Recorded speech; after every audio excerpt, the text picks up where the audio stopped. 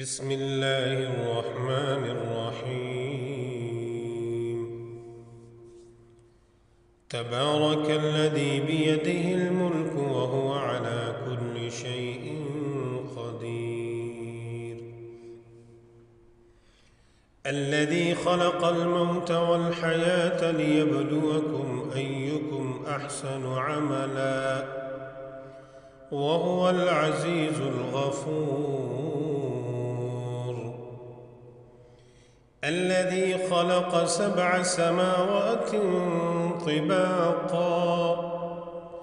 ما ترى في خلق الرحمن من تفاوت فارجع البصر هل ترى من فطور ثم ارجع البصر كرتين ينقلب إليك البصر خاسئا وهو حسير. ولقد زينا السماء الدنيا بمصابيح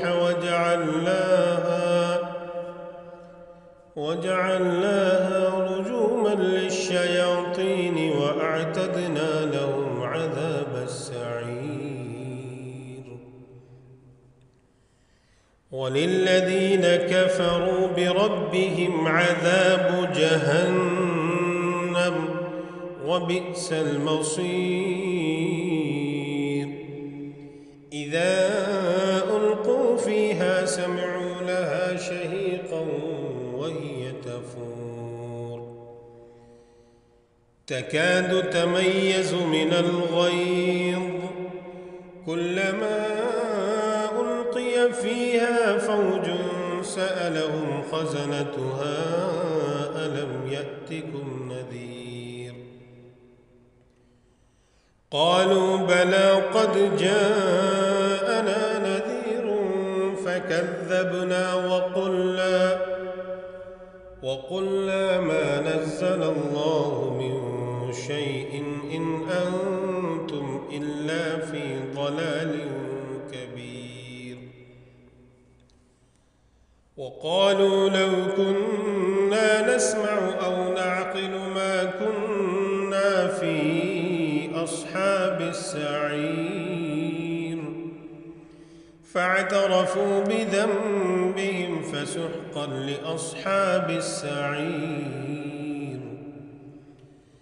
إن الذين يخشون ربهم بالغيب لهم مغفرة وأجر كبير. وأسروا قولكم أو اجهروا به إنه عليم بذات الصدور. ألا يعلم من خلق وهو اللطيف الخبير. والذي جعل لكم الأرض ذلولا فامشوا في مناكبها وكلوا من رزقه وإليه النشور. أأمنتم من في السماء أن يخسف بكم الأرض فإذا هي تمور أم أمنتم من في السماء أن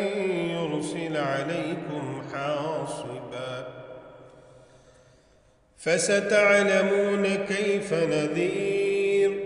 ولقد كذب الذين من قبلهم فكيف كان نكير.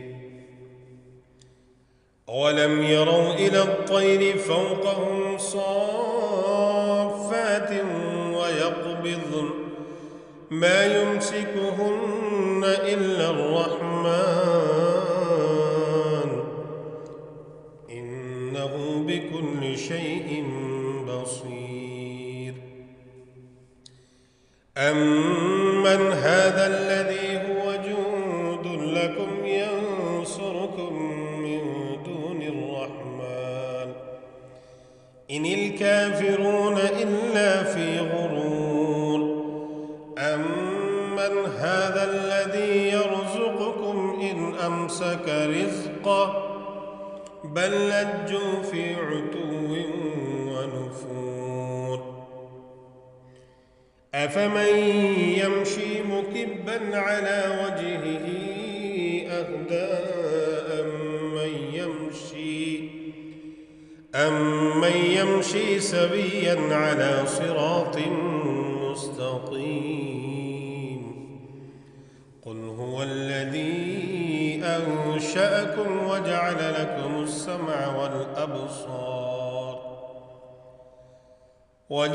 لكم السمع والأبصار والأفئدة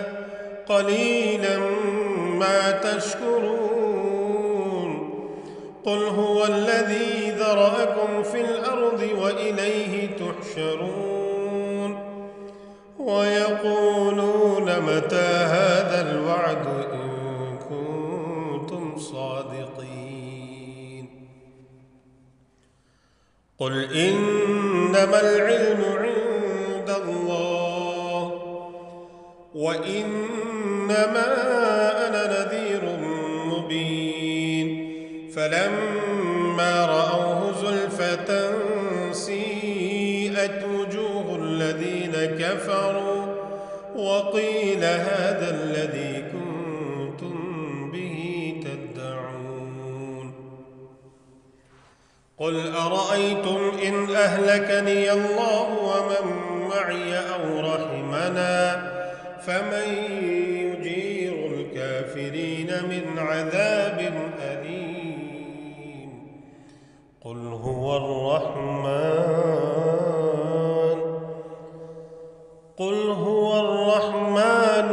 آمنا به وعليه توكلنا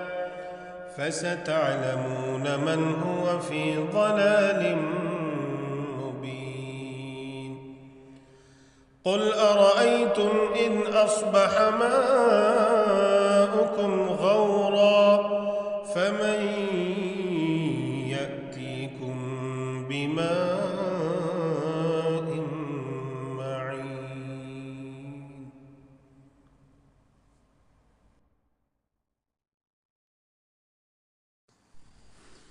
بسم الله الرحمن الرحيم ياسين والقرآن الحكيم إنك لمن المرسلين على صراط مستقيم تنزيل العزيز الرحيم لتنذر قوما ما أنذر آباؤهم فهم غافلون لقد حق القول على أكثرهم فهم لا يؤمنون إنا جعلنا في أعناقهم أغلالا فهي إلى الأذقان فهم مقمحون وجعلنا من بين أيديهم سدا ومن خلفهم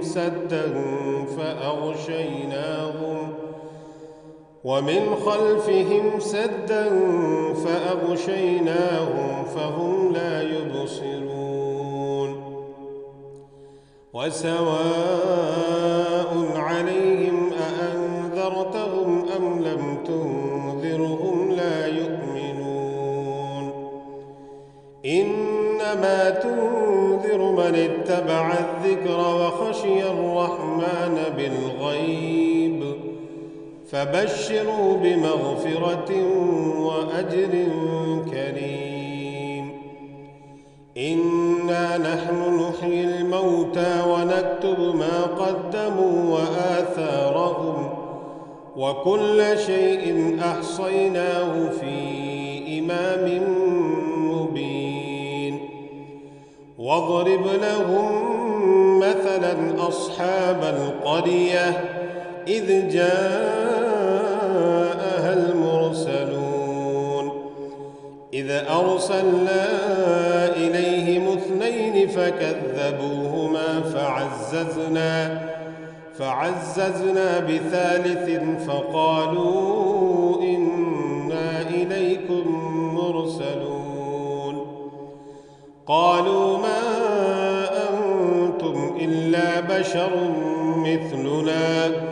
وما أنزل الرحمن من شيء إن أنتم إلا تكذبون قالوا ربنا يعلم إنا إليكم لمرسلون وما علينا إلا البلاغ المبين قالوا إنا تطيرنا بكم لئن لم تنتهوا لنرجمنكم وليمسنكم منا عذاب أليم قالوا طائركم معكم أئن ذكرتم بل أنتم قوم مسرفون وجاء من أقصى المدينة رجل يسعى قال يا قوم اتبعوا المرسلين اتبعوا من لا يسألكم أجرا وهم مهتدون وما لي لا أعبد الذي فطرني وإليه ترجعون أأتخذ من دونه آلهة إن يردني الرحمن بضر لا تغن عني شفاعتهم شيئا ولا ينقذون إني إذا لفي ضلال مبين إني آمنت بربكم فاسمعون قيل ادخل الجنة قال يا ليت قومي يعلمون بما غفر لي ربي وجعلني من المكرمين وما أنزلنا على قومه من بعده من جند من السماء وما كنا منزلين إن كانت إلا صيحة واحدة فإذا هم خامدون يا حسرة على العباد ما يأتيهم من رسول إلا كانوا به يستهزئون ألم يروا كم أهلكنا قبلهم من القرون أنهم إليهم لا يرجعون وإن كل لما جميع لدينا محضرون وآية لهم الأرض الميتة أحييناها وأخرجنا منها حبا فمنه يأكلون وجعلنا فيها جنات من نخيل وأعناب وفجرنا فيها من العيون ليأكلوا من ثمره وما عملته أيديهم أفلا يشكرون سبحان الذي خلق الأزواج كلها مما تنبت الأرض ومن أنفسهم ومما لا يعلمون وآية لهم الليل نسلخ منه النهار فإذا هم مظلمون والشمس تجري لمستقر لها ذلك تقدير العزيز العليم والقمر قدرناه منازل حتى عاد كالعرجون القديم لا الشمس ينبغي لها أن تدرك القمر ولا الليل سابق النهار وكل في فلك يسبحون وآية لهم أنا حملنا ذريتهم في الفلك المشحون وخلقنا لهم من مثله ما يركبون وإن نشأ نغرقهم فلا صريخ لهم ولا هم ينقذون إلا رحمة منا ومتاعا إلى حين وإذا قيل لهم اتقوا ما بين أيديكم وما خلفكم لعلكم ترحمون وما تأتيهم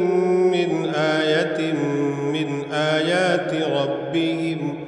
من آيات ربهم إلا كانوا عنها معرضين وإذا قيل لهم أنفقوا مما رزقكم الله قال الذين كفروا للذين آمنوا أنطعم من لو يشاء الله أطعمه إن أنتم إلا في ضلال مبين ويقولون متى هذا الوعد إن كنتم صادقين ما ينظرون إلا صيحة واحدة تأخذهم وهم يخصمون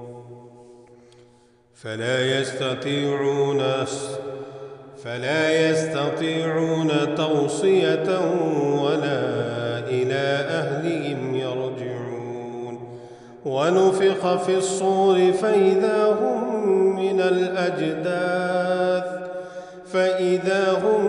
من الأجداث إلى ربهم ينسلون قالوا يا ويلنا من بعثنا من مرقدنا هذا ما وعد الرحمن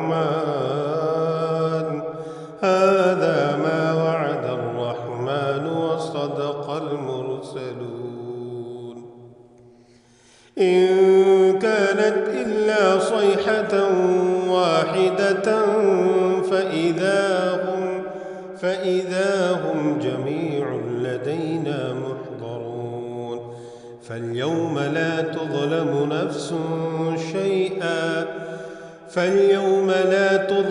نفس شيئا ولا تجزون إلا ما كنتم تعملون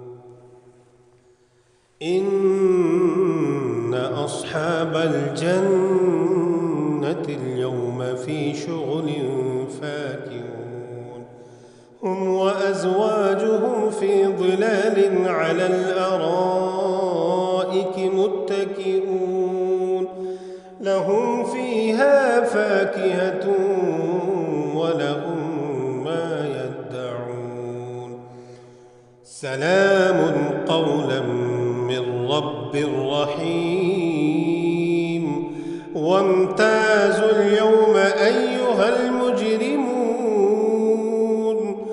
ألم عاهد إليكم يا بني آدم ألا تعبدوا الشيطان إنه لكم عدو مبين وأن اعبدوني هذا صراط مستقيم ولقد أضل منكم جبلا كثيرا أفلم تكونوا تعقلون هذه جهنم التي كنتم توعدون اصلوها اليوم بما كنتم تكفرون اليوم نختم على أفواههم وتكلمنا أيديهم وتشهد أرجلهم بما كانوا يكسبون ولو نشاء لطمسنا على أعينهم فاستبقوا الصراط فأنى يبصرون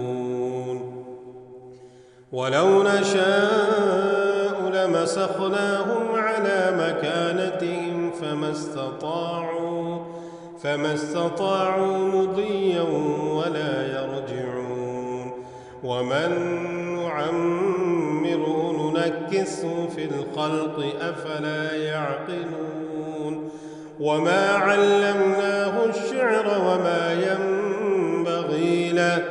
إن هو إلا ذكر وقرآن مبين لينذر من كان حيا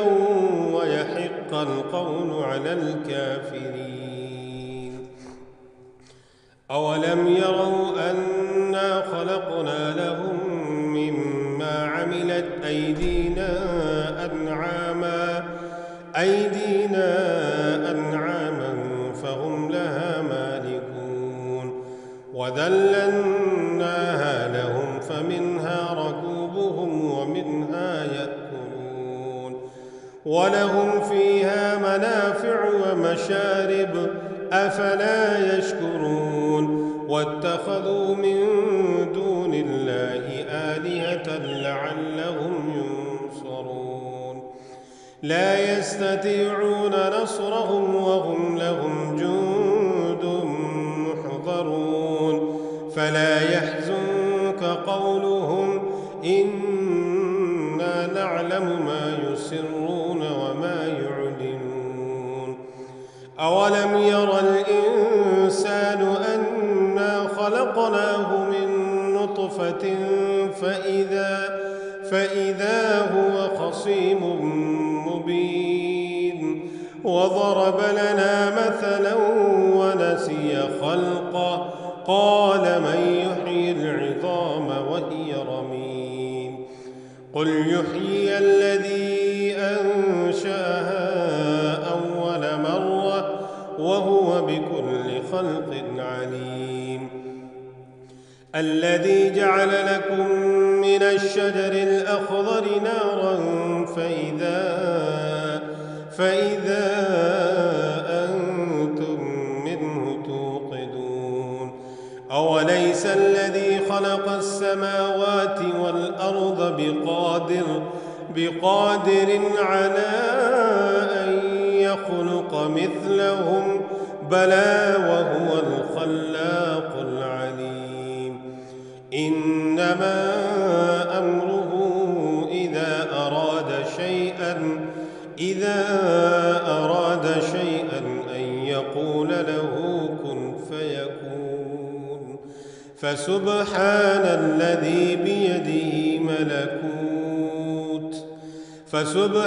الذي بيده ملكوت كل شيء وإليه ترجعون أعوذ بالله من الشيطان الرجيم بسم الله الرحمن الرحيم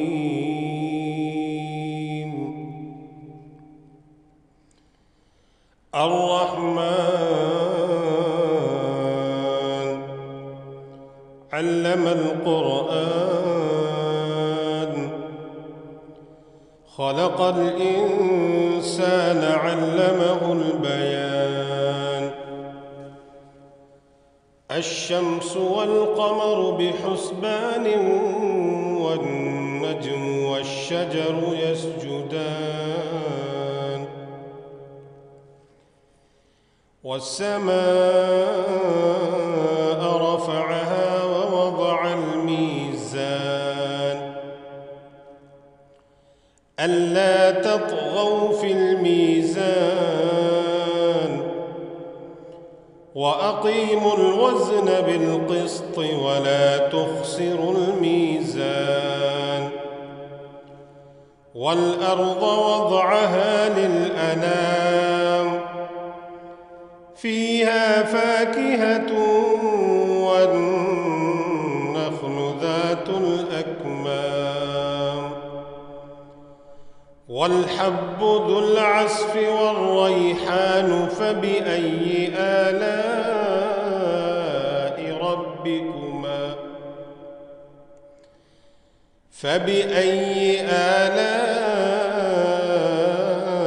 ربكما تكذبان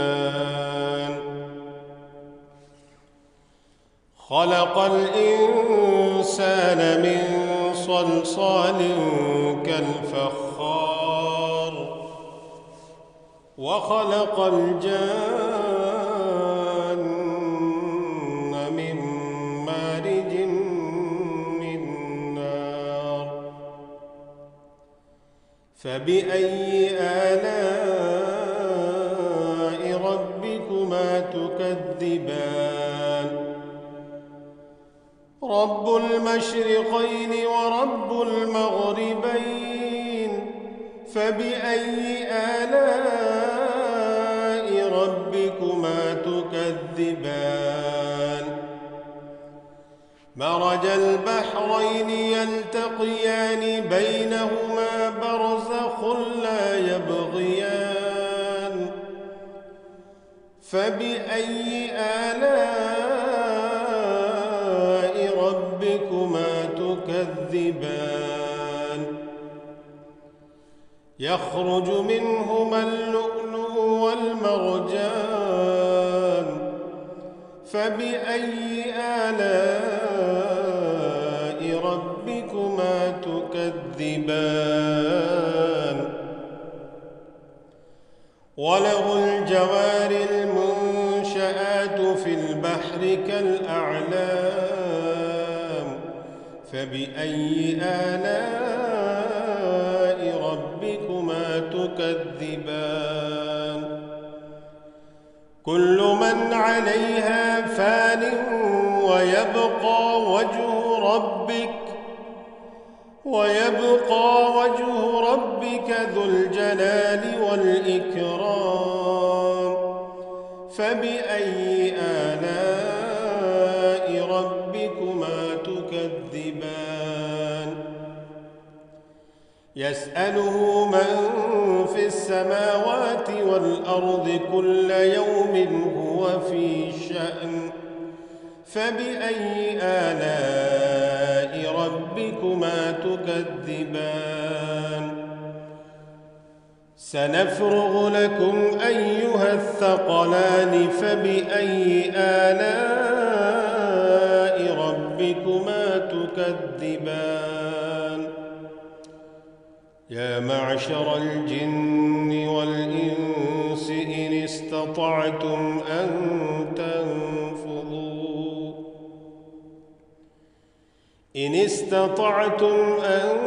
تنفذوا من أقطار السماوات والأرض فانفذوا لا تنفذون إلا بسلطان فبأي آلاء ربكما تكذبان يرسل عليكما شواظ من نار ونحاس فلا تنتصران فبأي آلاء ربكما تكذبان فإذا انشقت السماء فكانت وردة كالدهان فبأي آلاء ربكما تكذبان فيومئذ لا يسأل عن ذنبه إنس ولا جان فبأي آلاء ربكما تكذبان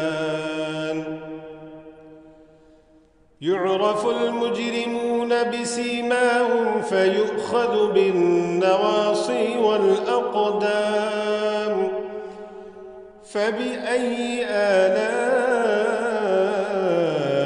ربكما تكذبان هذه جهنم التي يكذب بها المجرمون يطوفون بينها وبين حميم آن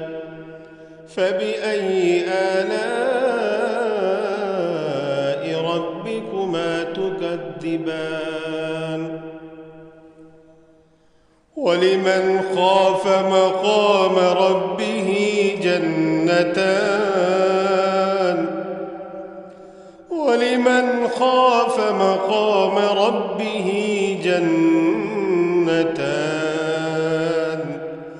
فبأي آلاء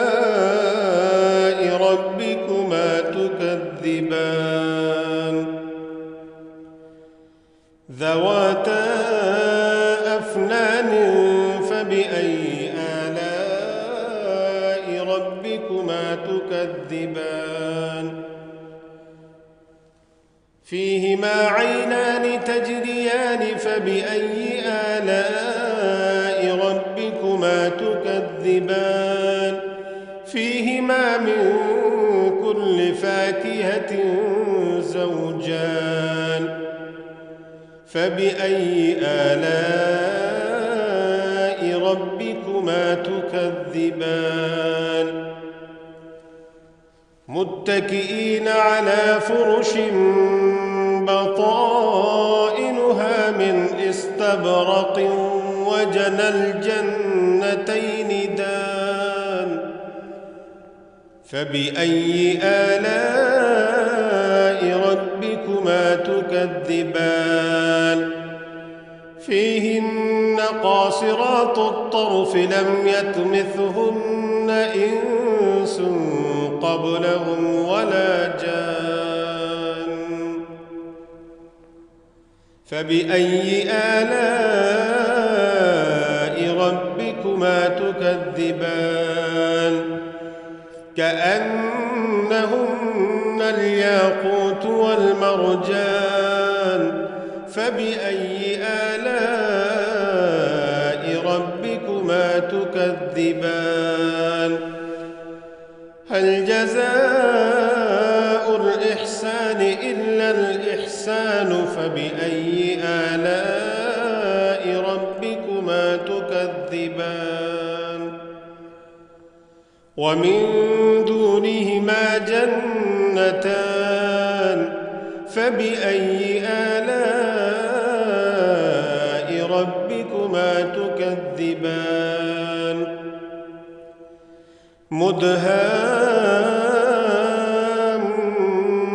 مدهامتان فبأي آلاء ربكما تكذبان فيهما عينان نضاختان فبأي آلاء ربكما تكذبان فيهما فاكهة ونخل ورمان فبأي آلاء ربكما تكذبان فيهن خيرات حسان فبأي آلاء ربكما تكذبان حور مقصورات في الخيام فبأي آلاء ربكما تكذبان لم يطمثهن إنس قبلهم ولا جان فبأي آلاء ربكما تكذبان متكئين على رفرف خضر وأبقري حسان فبأي آلاء ربكما تكذبان تبارك اسم ربك ذي الجلال والإكرام آمنت برسول الله صدق الله العظيم. بسم الله الرحمن الرحيم. الحمد لله الذي أنزل على عبده الكتاب ولم يجعل له عوجا قيما لينذر بأسا شديدا من لدنه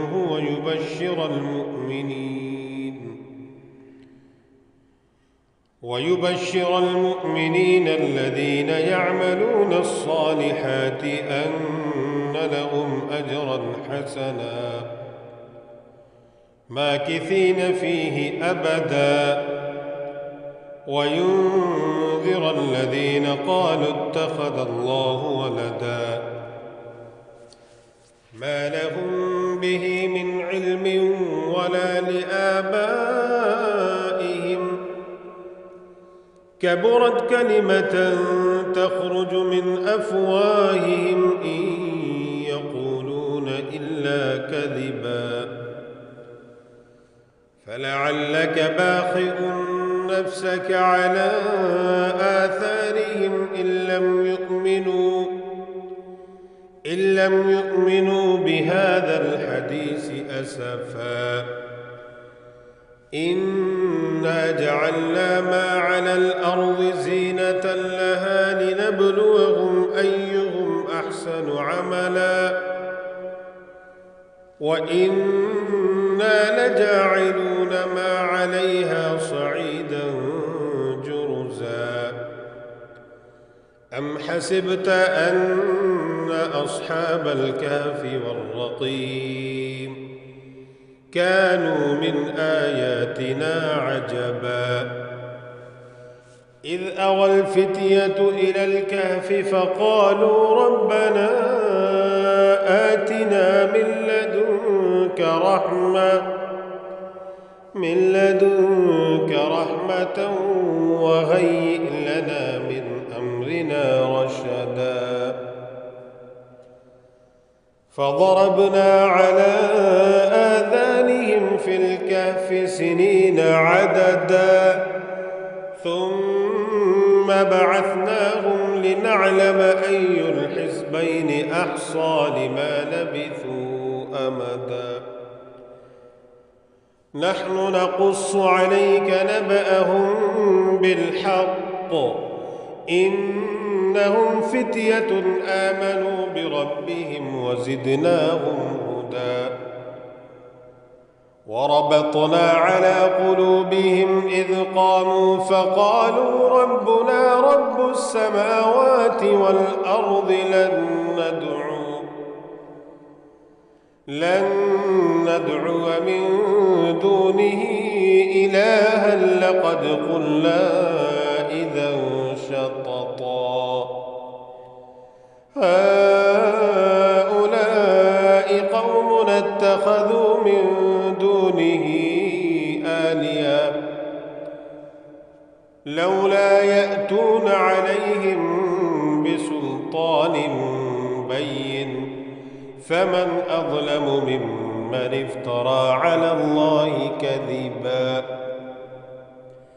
وإذ اعتزلتموهم وما يعبدون إلا الله فأووا إلى الكهف ينشر لكم ربكم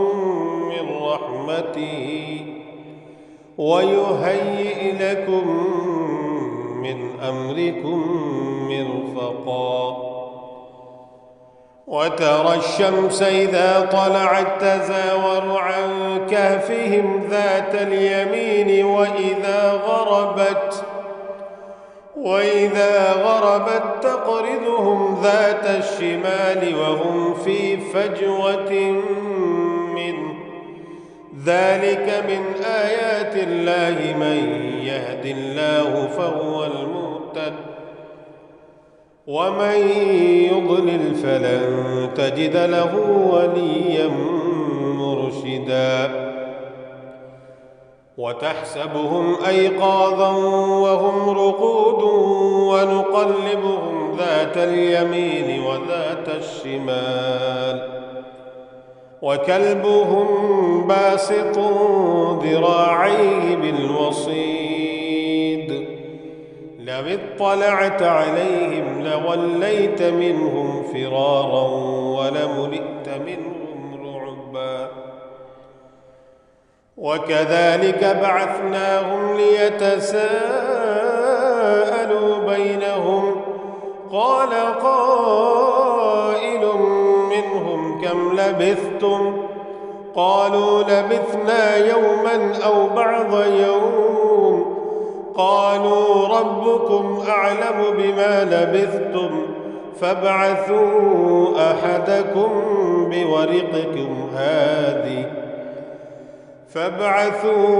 أحدكم بورقكم هذه إلى المدينة فلينظر أيها أزكى طعام فليأتكم برزق منه وليتلطف ولا يشعرن بكم أحدا.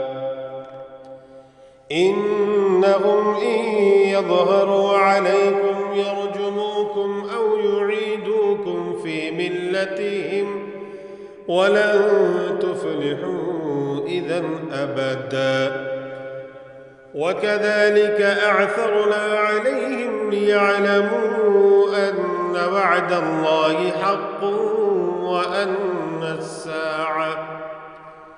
وأن الساعة لا ريب فيها، إذ يتنازعون بينهم أمرهم فقالوا ابنوا عليهم بنيانا ربهم أعلم بهم. قال الذين غلبوا على أمرهم لنتخذن عليهم مسجدا. سيقولون ثلاثة رابعهم كلبهم ويقولون خمسة سادسهم كلبهم رجما بالغيب، ويقولون سبعة وثامنهم كلبهم قل ربي أعلم بعدتهم ما يعلمهم إلا قليل، فلا تمار فيهم إلا مراء ظاهرا ولا تستفت فيهم منهم أحدا. ولا تقولن لشيء إني فاعل ذلك غدا إلا أن يشاء الله. واذكر ربك إذا نسيت وقل عسى أن يهديني ربي لأقرب من هذا رشدا. ولبثوا في كهفهم 300 سنين وازدادوا 9. قل الله أعلم بما لبثوا له غيب السماوات والأرض أبصر به وأسمع ما لهم من دونه من ولي ولا يشرك في حكمه أحدا. واتل ما أوحي إليك من كتاب ربك لا مبدل لكلماته ولن تجد من دونه ملتحدا. واصبر نفسك مع الذين يدعون ربهم بالغداة والعشي يريدون وجهه ولا تعد عيناك عنهم تريد زينة الحياة الدنيا ولا تطع من أغفلنا قلبه عن ذكرنا واتبع هواه وكان أمره فرطا وقل الحق من ربكم فمن شاء فليؤمن ومن شاء فليكفر إنا أعتدنا للظالمين نارا أحاط بهم سرادقها وإن يستغيثوا يغاثوا بماء كالمهل يشوي الوجوه بئس الشراب وساءت مرتفقا إن الذين آمنوا وعملوا الصالحات إنا لا نضيع أجر من أحسن عملا أولئك لهم جنات عدن تجري من تحتهم الأنهار يحلون فيها من أساور من ذهب ويلبسون ثيابا خضرا من سندس واستبرق متكئين فيها على الأرائك نعم الثواب وحسنت مرتفقا واضرب لهم مثلا رجلين جعلنا لأحدهما جنتين من أعناب وحففناهما بنخل وجعلنا بينهما زرعا كلتا الجنتين آتت أكلها ولم تظلم منه شيئا وفجرنا خلالهما نهرا وكان له ثمر فقال لصاحبه وهو يحاوره أنا أكثرك منك مالا وأعز نفرا ودخل جنته وهو ظالم لنفسه قال ما أظن أن تبيد هذه أبدا وما أظن الساعة قائمة ولئن رددت إلى ربي لأجدن خيرا منها منقلبا قال له صاحبه وهو يحاوره أكفرت بالذي خلقك من تراب ثم من نطفة ثم سواك رجلا لكن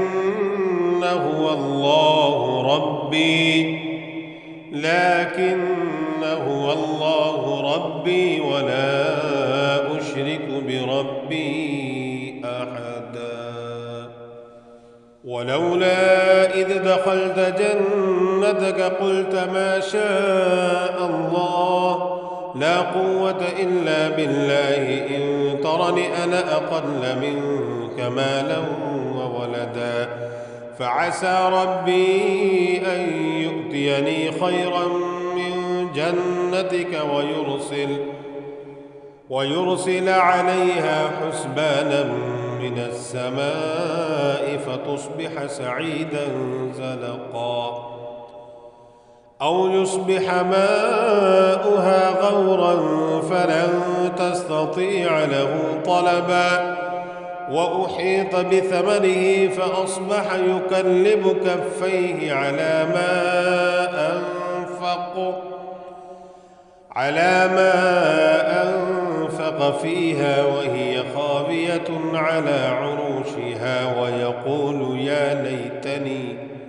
لم أشرك بربي أحدا ولم تكن له فئة ينصرونه من دون الله وما كان منتصرا هنالك الولاية لله الحق هو خير ثوابا وخير عقبا واضرب لهم مثل الحياة الدنيا كماء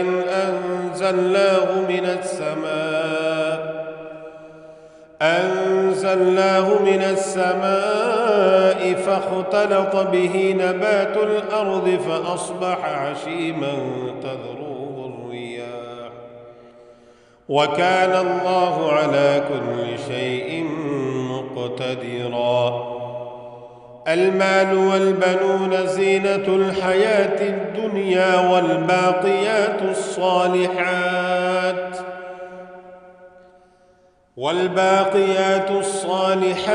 خير عند ربك ثوابا وخير أملا ويوم نسير الجبال وترى الأرض بارزة وحشرناهم فلم نغادر منهم أحدا وعرضوا على ربك صفا لقد جئتمونا كما خلقناكم أول مرة بل زعمتم أن لن نجعل لكم موعدا ووضع الكتاب فترى المجرمين مشفقين مما فيه ويقولون يا ويلتنا ما لهذا الكتاب لا يغادر صغيرة ولا كبيرة إلا أحصاها ووجدوا ما عملوا حاضرا ولا يظلم ربك أحدا وإذ قلنا للملائكة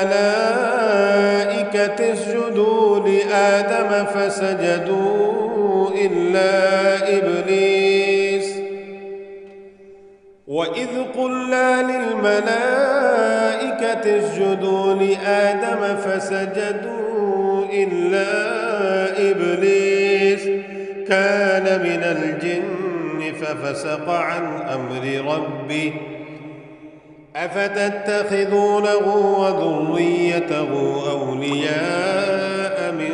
دونه وهم لكم عدو بئس للظالمين بدلا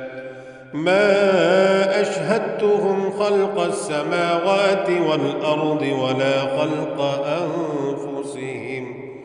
وما كنت متخذ المضلين عضدا ويوم يقول نادوا شركائي الذين زعمتم فدعوهم فلم يستجيبوا لهم وجعلنا بينهم موبقا ورأى المجرمون النار فظنوا أنهم مواقعها ولم يجدوا عنها مصرفا ولقد صرفنا في هذا القرآن للناس من كل مثل وكان الإنسان أكثر شيء جدلا وما منع الناس أن يؤمنوا إذ جاءهم الهدى ويستغفروا ربهم إلا أن تأتيهم سنة الأولين أو يأتيهم العذاب قبلا وما نرسل المرسلين إلا مبشرين ومنذرين ويجادل الذين كفروا بالباطل ليدحضوا به الحق واتخذوا آياتي وما أنذروا هزوا ومن أظلم ممن ذكر بآيات ربه فأعرض عنها ونسي ما قدمت قدمت يداه إنا جعلنا على قلوبهم أكنة أن يفقهوه وفي آذانهم وقرا وإن تدعهم إلى الهدى فلن يهتدوا إذا أبدا وربك الغفور ذو الرحمة لو يؤاخذهم بما كسبوا لعجل لهم العذاب بل لهم موعد لن يجدوا من دونه موئلا وتلك القرى أهلكناهم لما ظلموا وجعلنا لمهلكهم موعدا وإذ قال موسى لفتاه لا أبرح حتى أبلغ مجمع البحرين أو أمضي حقبا فلما بلغ مجمع بينهما نسيا حوتهما فاتخذ سبيله في البحر سربا فلما جاوزا قال لفتاه آتنا غداءنا لقد لقينا من سفرنا هذا نصبا قال أرأيت إذا أوينا إلى الصخرة فإني نسيت الحوت وما أنسانيه إلا الشيطان أن أذكره واتخذ سبيله في البحر عجبا قال ذلك ما كنا نبغ فارتد على آثارهما قصصا فوجدا عبدا من عبادنا آتيناه رحمة من عندنا وعلمناه من لدنا علما قال له موسى هل أتبعك على أن تعلمني مما علمت رشدا قال إنك لن تستطيع معي صبرا وكيف تصبر على ما لم تحط به خبرا قال ستجدني إن شاء الله صابرا ولا أعصي لك أمرا قال فإن اتبعتني فلا تسألني عن شيء حتى أحدث لك منه ذكرا فانطلقا حتى إذا ركبا في السفينة غرقها قال أخرقتها لتغرق أهلها لقد جئت شيئا إمرا قال ألم أقل إنك لن تستطيع معي صبرا قال لا تؤاخذني بما نسيت ولا ترهقني من عمري عسرا فانطلقا حتى إذا لقيا غلاما فقتله قال أقتلت نفسا زكية بغير نفس لقد جئت شيئا نكرا قال ألم أقل لك إنك لن تستطيع معي صبرا قال ألم أقل لك إنك لن تستطيع معي صبرا قال إن سألتك عن شيء بعدها فلا تصاحبني قد بلغت من لدني عذرا فانطلقا حتى إذا أتيا أهل قرية استطعما أهلها فأبوا أن يضيفوهما فوجد فيها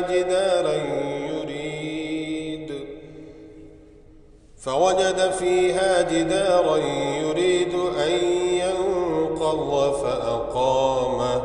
قال لو شئت رأيت لاتخذت عليه أجرا. قال هذا فراق بيني وبينك، سأنبئك بتأويل ما لم تستطع عليه صبرا. أما السفينة فكانت لمساكين يعملون في البحر، فأردت أن أعيبها وكان وراءهم ملك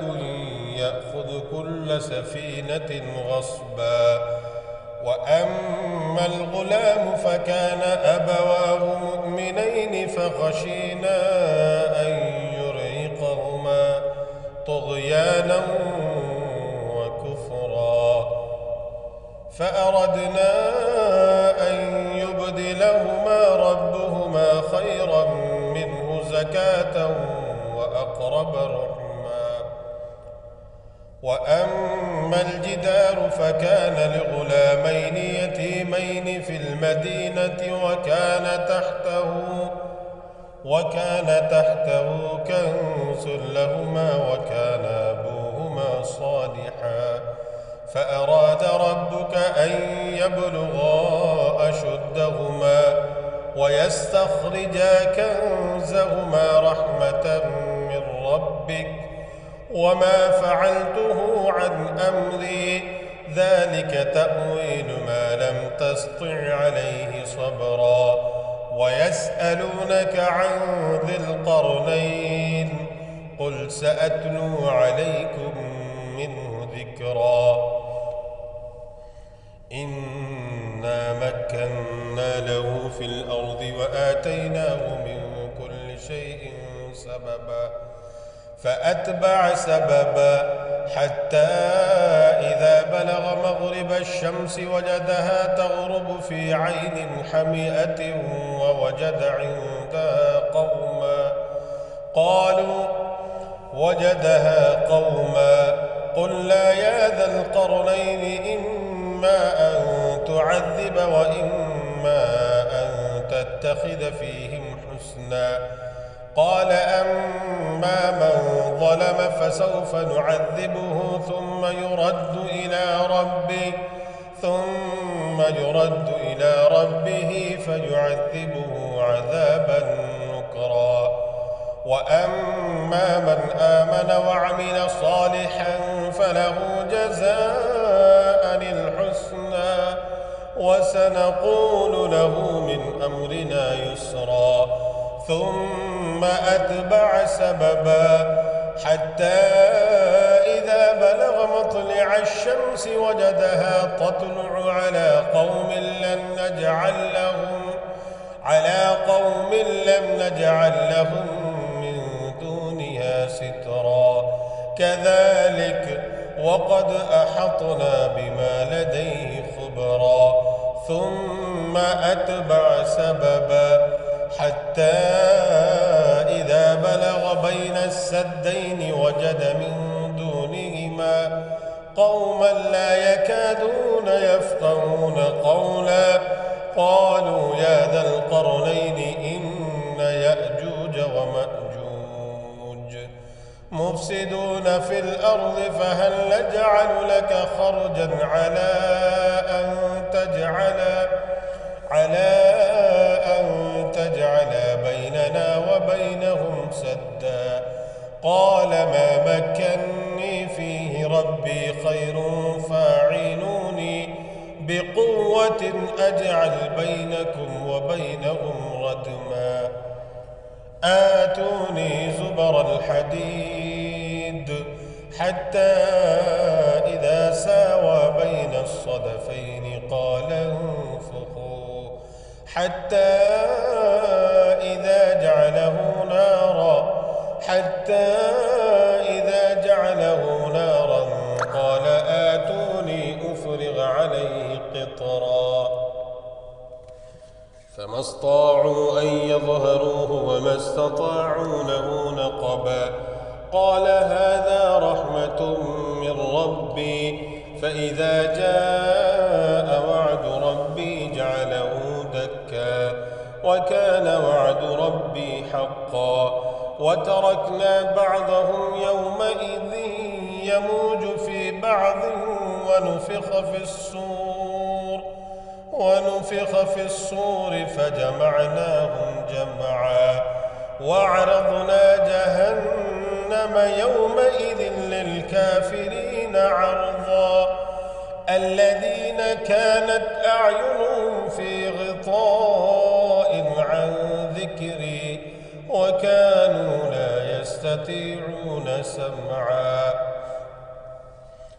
أفحسب الذين كفروا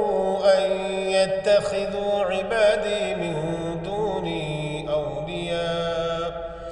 إنا أعتدنا جهنم للكافرين نزلا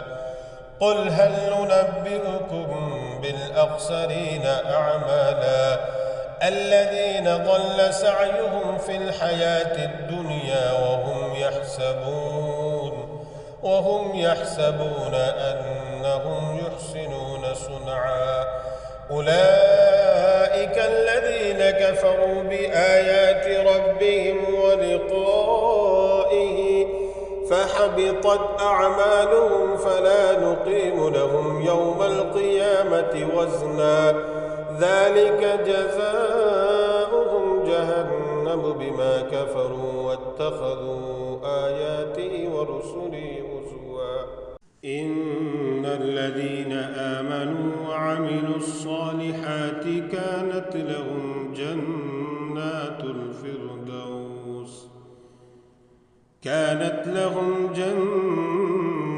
الفردوس نزلا خالدين فيها لا يبغون عنها حولا قل لو كان البحر مدادا لكلمات ربي لنفد البحر قبل أن تنفد كلمات ربي ولو جئنا بمثله مددا قل إنما أنا بشر مثلكم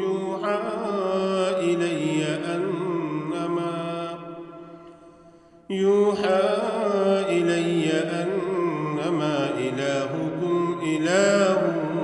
واحد فمن كان يرجو لقاء ربه فليعمل عملا صالحا ولا يشرك بعبادة ربه